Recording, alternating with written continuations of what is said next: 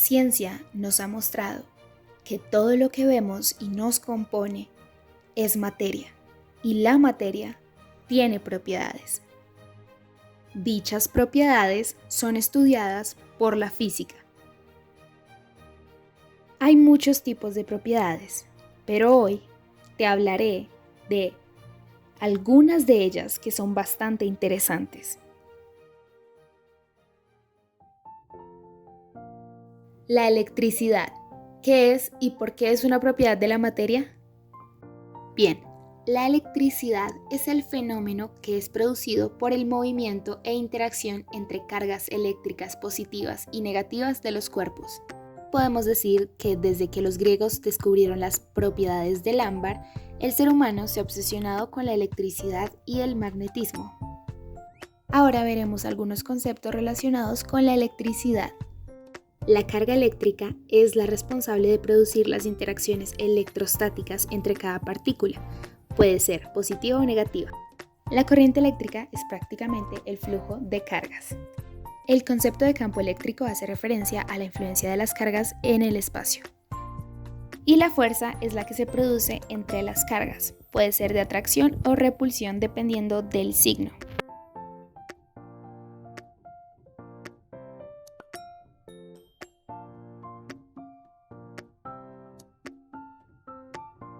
El magnetismo es el fenómeno de atracción o repulsión que se produce entre objetos de distintos polos. En el magnetismo, a diferencia de la electricidad, tenemos polos, no cargas. Los polos son sur y norte, a diferencia de la electricidad que teníamos cargas positivas y negativas. También es una propiedad de la materia, ya que los cuerpos pueden atraerse o repelerse entre ellos. Es por esto que también existen fuerzas de atracción y repulsión. Esto lo podemos ver en los materiales que no son ferromagnéticos con los materiales que sí lo son. Por ejemplo, un metal o un imán no puede atraerse con un material que no es ferromagnético, como por ejemplo el plástico o el aluminio. Y en este sentido podríamos decir que existe una fuerza de repulsión entre los cuerpos. Ok, ahora hagamos una pausa y recordemos nuestra pregunta de investigación antes de continuar.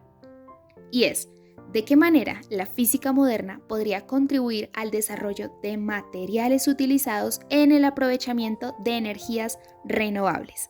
Vamos allá. Hasta ahora vimos el concepto de electricidad y magnetismo. Pero, ¿será que estos dos conceptos se relacionan? La respuesta es sí. La electricidad y el magnetismo forman el nuevo concepto de electromagnetismo. El electromagnetismo es la relación y vinculación de estos dos conceptos. ¿De qué manera se pueden relacionar? Bueno, pues podemos encontrar una relación, ya que una corriente eléctrica puede producir un campo magnético, el flujo de una corriente eléctrica. Pero también un campo magnético puede llegar a producir corriente eléctrica. Y de esta manera se relacionan.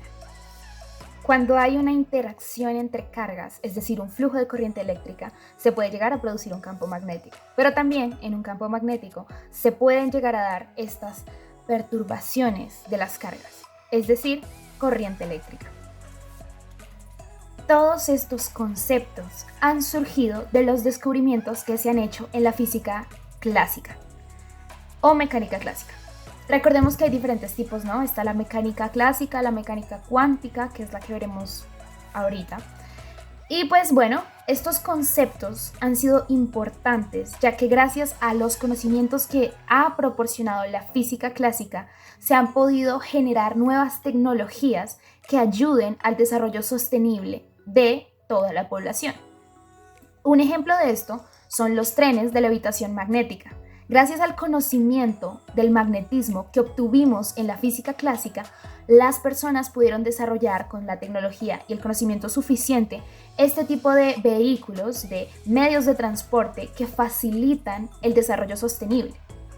No solamente los trenes de levitación magnética, que funcionan, ya sabemos, a base de imanes, sino también los vehículos eléctricos y demás.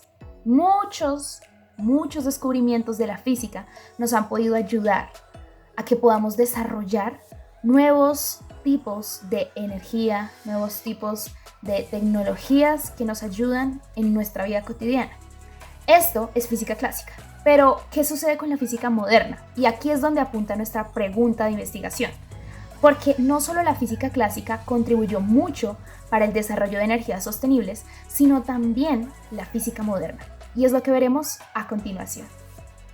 La física moderna tiene sus principios a finales del siglo XIX y a comienzos del siglo XX.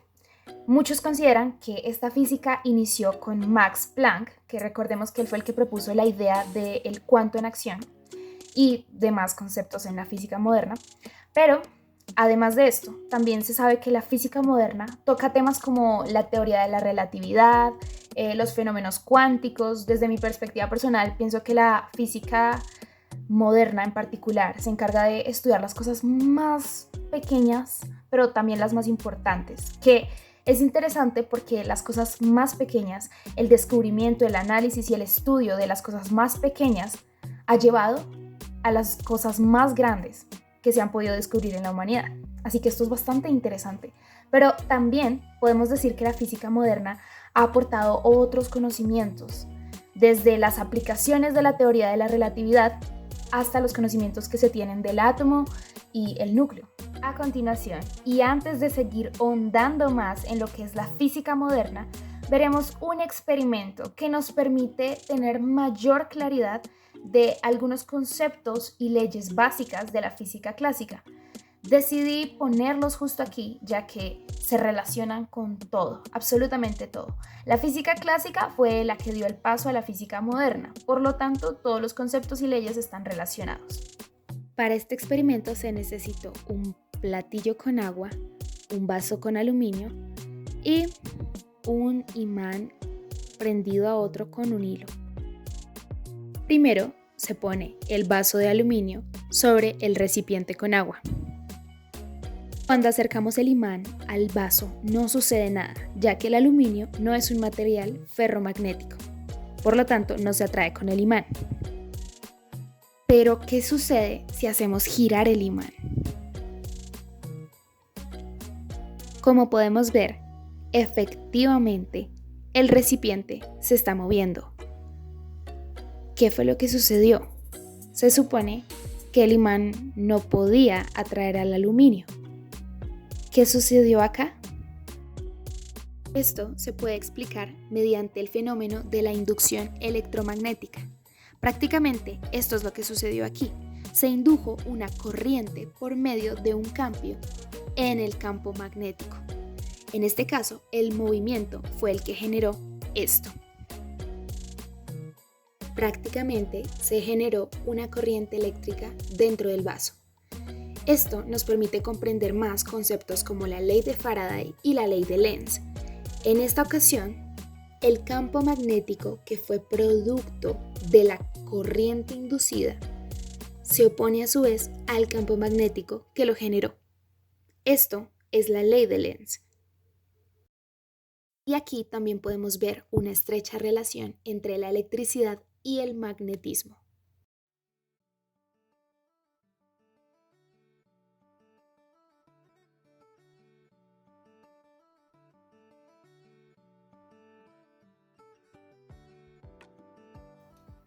Las energías renovables son fuentes que nos permiten utilizar los recursos naturales para nuestro beneficio y el del medio ambiente.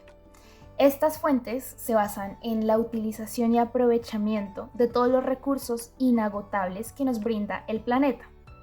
Estas energías son las más beneficiosas tanto para el medio ambiente como para nosotros, excepto por la cuestión monetaria, pero eso lo veremos más adelante. Las energías renovables se caracterizan porque no utilizan combustibles fósiles y, como lo dije, son muy buenas para el medio ambiente. Además, son capaces de renovarse infinitamente. Existen diferentes tipos de energías renovables. Tenemos la energía solar, la energía eólica, la energía geotérmica, mareomotriz o hidráulica y demás fuentes de energía. La energía solar, recordemos, es la que proviene del sol, como su nombre lo indica. Lo podemos ver en artefactos como los paneles solares, Ya más adelante vamos a ahondar más en ese tema, en cómo funcionan, relacionándolo con la física moderna. Pero pues prácticamente es eso. En la energía eólica, pues sabemos es la que funciona a base del viento, la podemos ver en los molinos, acá en Colombia lo vemos muy seguido, sobre todo en La Guajira podemos ver este tipo de energía. También podemos ver la energía mareomotriz o hidráulica, que es la que se centra en la fuerza de los océanos, las mareas y demás.